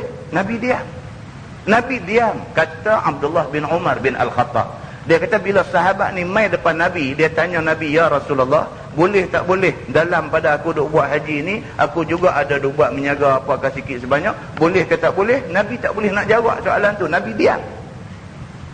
Maka turun ayat ni, laisa alaikum junahun an tabtaghu fadlan min rabbikum. Turun ayat ni, Allah Subhanahu wa taala kata tiada atas kamu dosa. Maksudnya tak berdosa. Kamu tuntut akan kurnia rezeki daripada Tuhan kamu dengan tijarah, yakni dengan meniaga pada musim haji. Turun ini ayat menolak bagi benci orang Islam akan meniaga dalam musim haji itu. Kerana sahabat-sahabat sendiri duk ingat, nak buat haji lah, jangan duk kalut meniaga.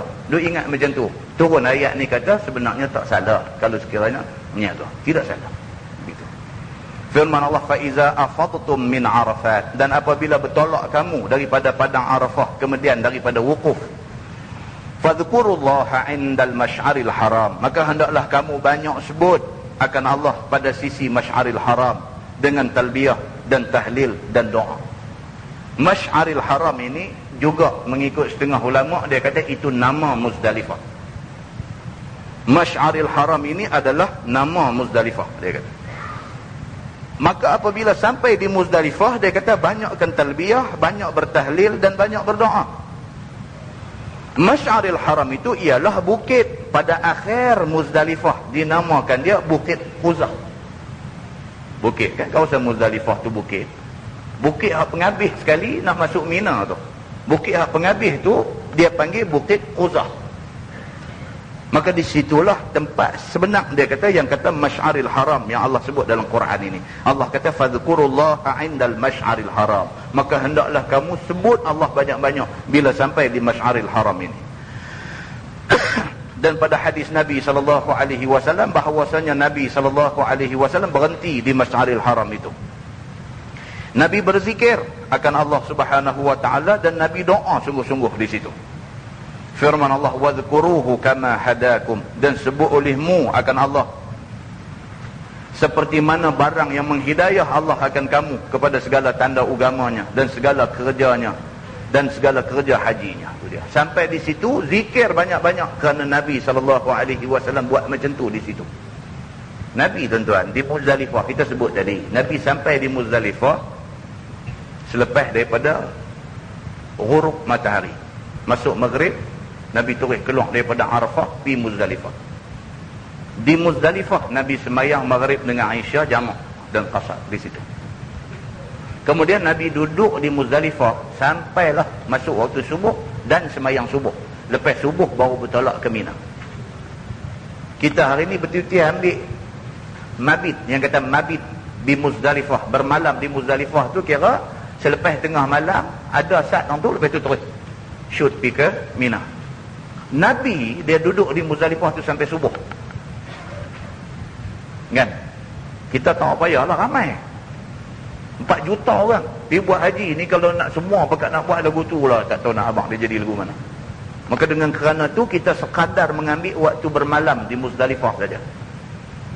Waktu bermalam di Muzdalifah sekadar nak ambil waktu tu aja. Maka berhenti sat, setengah baih dia buka pintu bagi turun pergi kutip batu. Setengah baih dia katuk pintu, dengan aircon tak ada, duk royak wit atas baih nak turun tak boleh. Dia macam-macam jadi tang tu. Musim haji baru ni lagi cantik, sampai tang tu dia buka pintu, dia suruh turun baih belah. Tinggal perempuan ni. Wah baih tak ada dah. Ni musim haji baru ni tu berapa ramai yang baih tu tinggal tu tak mai dah, jadi kelang kabut, jalan kaki sampai repah, tunggu terbalik kawan angkat usung dan sebagainya, balik duk marah kata abang haji tak kira dah. Depa ubah format tahun hak baru ni. Ini cerita di Muzdalifah.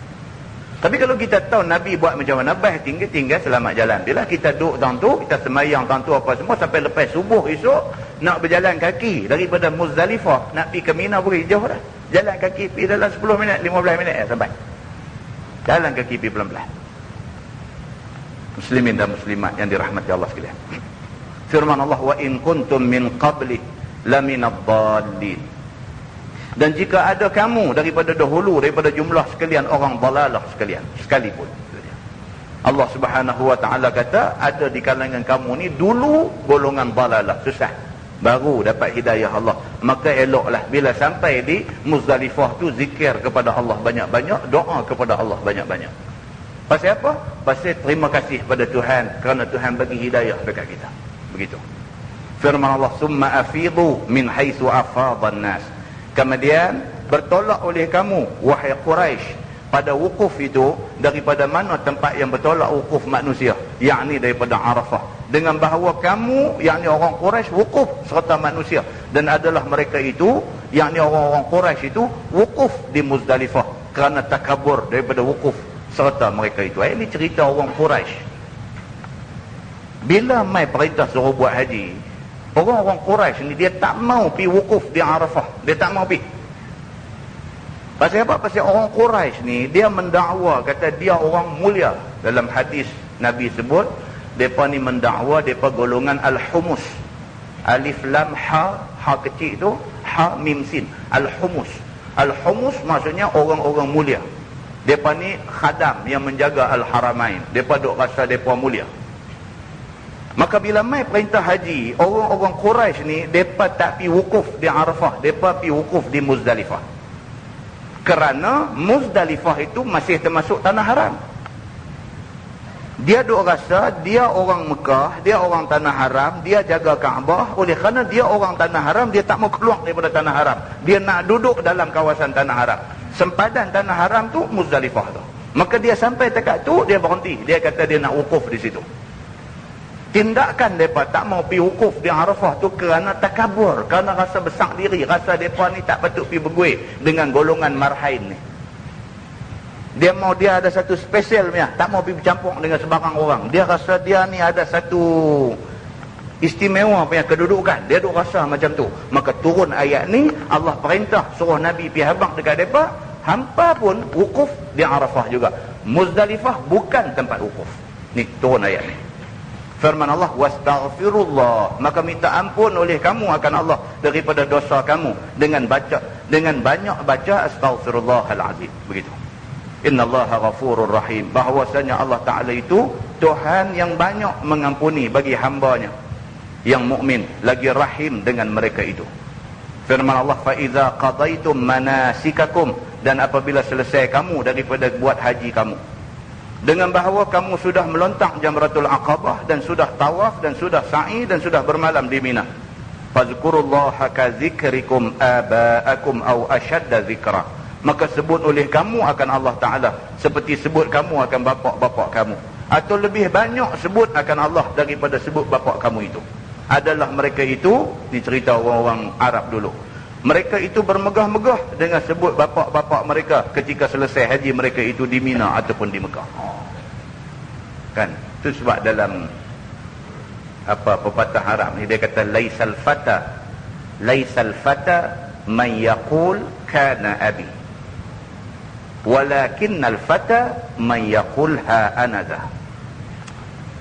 Kata tak dianggap satu orang tu gentleman man yaqul kana abi, kalau bercakap duk abang pak aku, ini tak gentleman.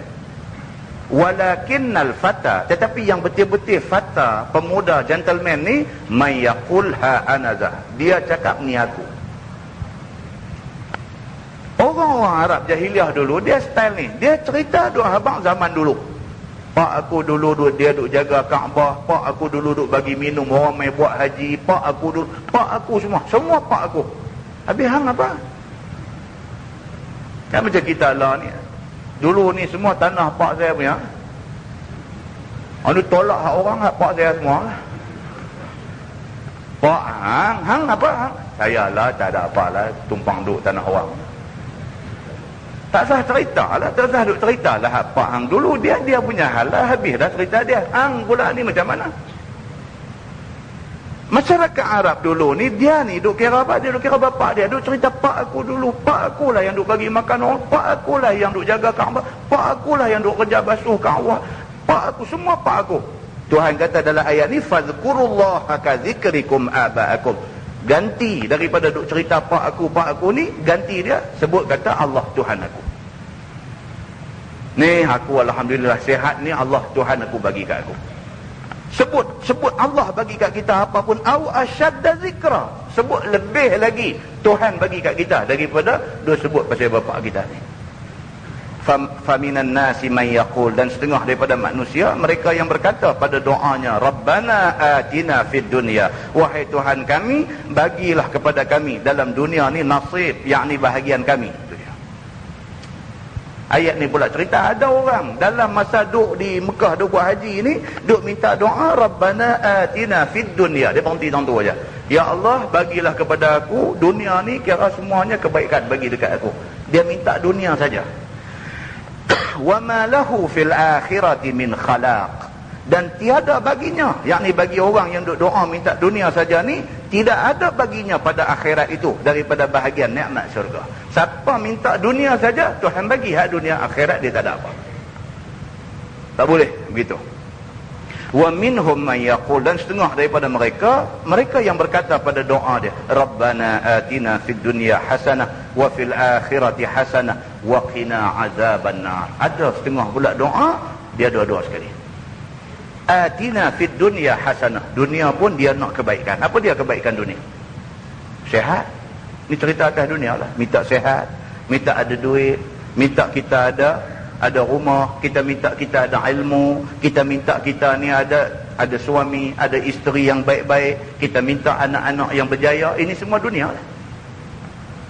Dalam doa tak payahlah duk karang sampai kawal lenguh tangan. Doa sampai kawal mula tu kita tengok semangat angkat sampai lagu ni. Satu lagu slow motion duk turun lagu tu. Panjang sangat doa.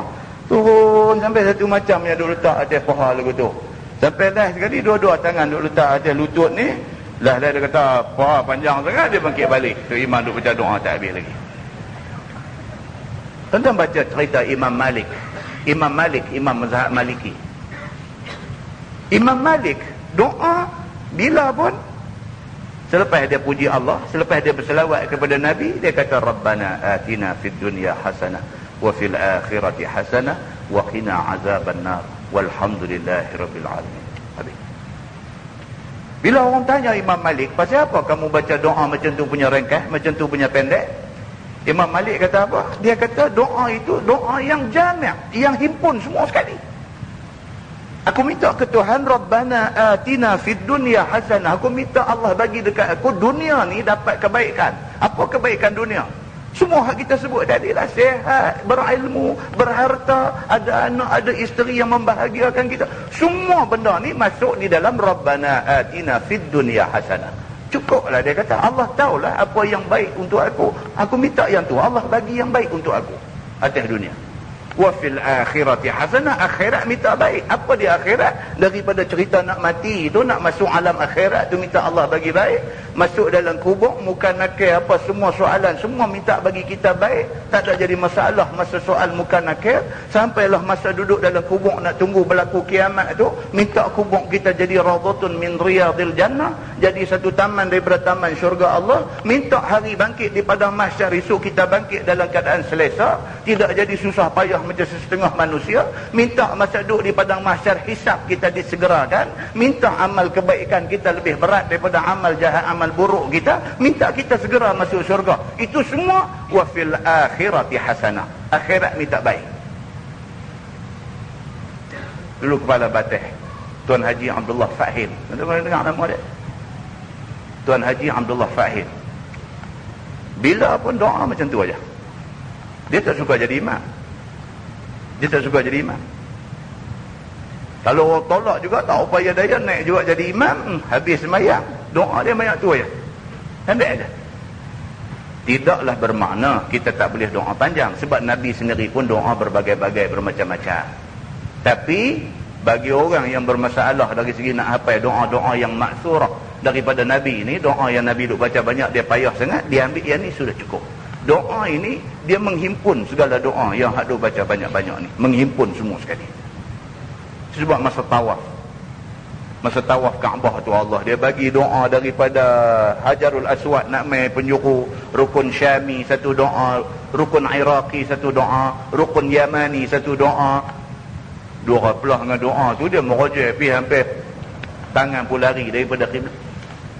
Kita selawat saja ke, kita subhanallah alhamdulillah ke apa ke, sampai dekat rukun Yamani nak mai Hajarul Aswad, Rabbana atina fid dunya hasanah wa fil akhirati hasanah wa qina azabannar. Macam tu aja baca. Hati lebih khusyuk, tidak ada banyak gangguan dekat kita semua. Muslimin dan muslimat yang dirahmati Allah. Dia ada satu hadis cerita daripada Anas bin Malik radhiyallahu anhu. Nabi pergi ziarah satu sahabat sakit kuat. Nabi pergi ziarah satu sahabat yang sedang sakit kuat. Bila Nabi sampai, Nabi tengok dia kurus kering, nampak cukup teruk sakit. Nabi tanya dia satu soalan. Nabi kata, kamu ada minta apa-apa doa ke dekat Tuhan? Nabi tanya dia soalan tu. Ni hamba Allah yang sakit sampai kurus cengkung ni. Nabi tanya dia, hang ada minta apa-apa ke dekat Tuhan? Jawab sahabat ni, dia kata, ada ya Rasulullah, aku minta kepada Allah, kalau aku ada dosa, kalau sekiranya aku nak kena azab di akhirat, minta segerakan azab tu atas dunia, supaya akhirat aku tak kena teruk. Nabi bila dengar macam tu, terus Nabi SAW kata, subhanallah. Nabi kata, apa yang kamu pergi minta macam tu? Sebaliknya, Nabi kata, hendaklah kamu minta, Rabbana atina fid dunya hasanah, wa fil akhirati hasanah, wa qina azabannar. Nabi kata, kamu minta itu, jangan minta macam kamu minta tadi. Dia duk minta kat Tuhan masa dia sihat. Dia duk minta dekat Tuhan, ya Allah, kalaulah aku ni manusia yang berdosa, ada banyak dosa sampai nak kena balas teruk di akhirat esok, minta balasan tu bagi awal-awal atas dunia ni, supaya akhirat dia tak kena teruk. Dia duk minta macam tu. Nabi SAW kata kat dia, subhanallah, hang jangan lagu tu, hang tak boleh tahan azab tu teruk. Sebaliknya, minta dekat Allah, dunia pun minta baik, akhirat pun minta baik, Allah boleh bagi apa yang kamu minta. Dia terus minta. Lepas dalam duk sakit tu minta, Rabbana atina fid dunya hasanah wa fil akhirati hasanah wa qina azabannar. Tak lama lepas tu Allah hilangkan sakit dia, dia baik balik.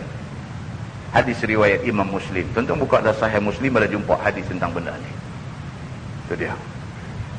Benda ni kadang-kadang susah nak cakap. Tuhan dia nak bagi. Banyaklah kita kata bukan 7 benda pelik dalam dunia. 7,000 ke 700,000 ke benda pelik Tuhan duk bagi jadi. Aksiden punya teruk, mati 8 orang. budak kecil umur 3 bulan tak mati. Tak ada fikir. Kalau tengok kereta belanggang vibration kuat dan sebagainya, budak kecil lagi tak boleh tahan. Dia hidup.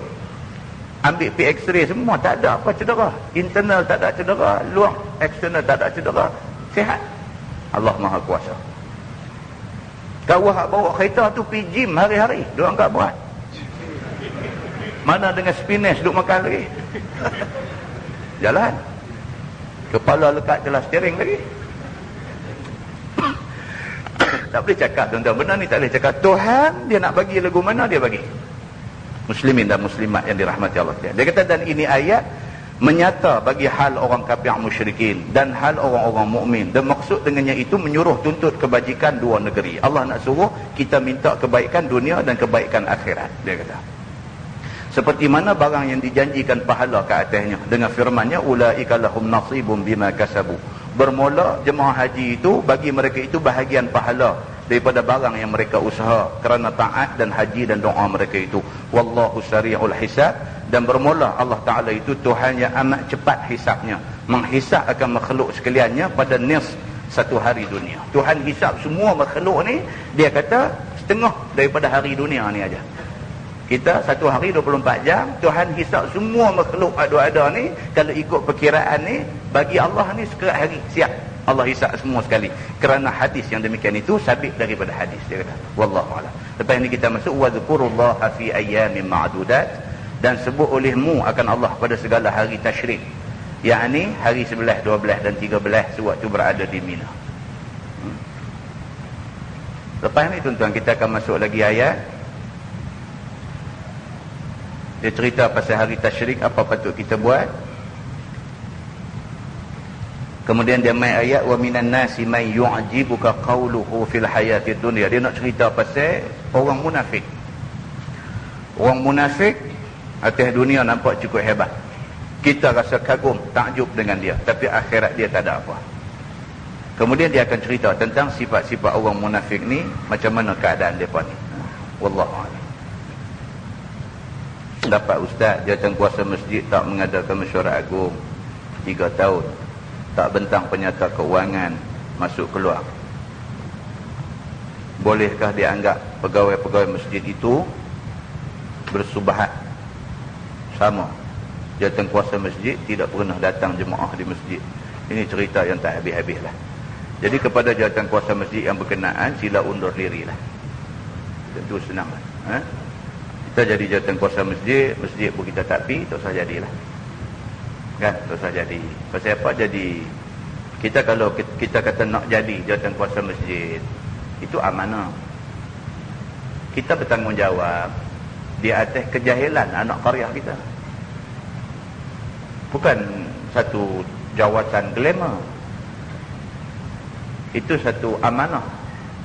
Allah buah di belakang kita dengan kemahuan dan kerelaan kita. Bila kita terima jawatan, kita bertanggungjawab. Kena buat kuliah-kuliah pengajian yang sekira-kira kuliah ni boleh menghilangkan penyakit jahil anak qaryah kita. Dah kita buat, mereka tak main, kita lepas. Hak masalah kita tak buat. Orang nak buat tak bagi buat pula. Lagi besar masalah kita. Maka amanah tunaikan dengan sebaik-baiknya. Kemudian masalah penyata keuangan ni, mana-mana pihak jugalah, masjid ke, pertubuhan ke, persatuan ke, parti ke, apa ke, tak kira lah, sama lah. Kalau melibatkan keuangan, mesti amanah. Kita mesti bagi tahu dekat orang, kita mesti transparent. Berapa duit masuk, berapa duit keluar, belanja ke mana, kita mesti ada satu benda tu, mesti itemize, mesti detail one by one. Kemana kita belanjakan duit tu. Kita tak mau kerana kita jadi timbul banyak buruk sangka. Walaupun kita guna duit tu pada jalan yang benar, kita pun tak misuse duit tu, tapi jangan sampai kita menjadi fitnah pada orang semua. Dan benda-benda macam ni semua kena jagalah.